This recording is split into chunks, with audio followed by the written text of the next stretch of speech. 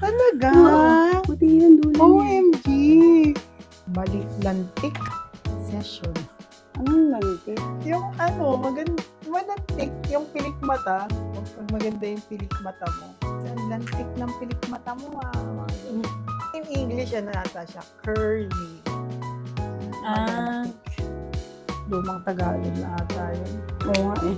Alam ko lang, latik.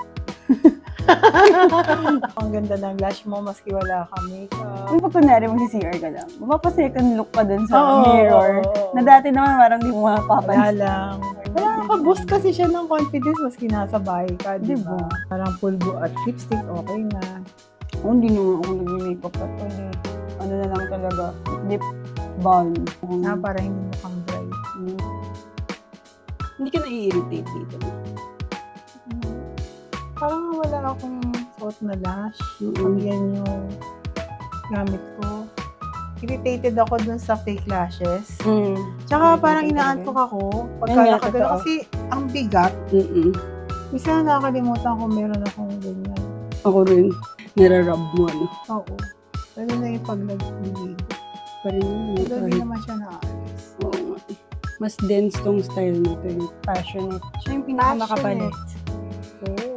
May iba pang mas mahaba. Pero ito yung pinakamakapal. So, maganda pala siya sa mga passionate people. Like, Wow. ang sulit na rin yung parang mag-e-effort ka ng 10 minutes para lagyan for 1 week naman kasi siya meron. Ayun na nga. Wait lang.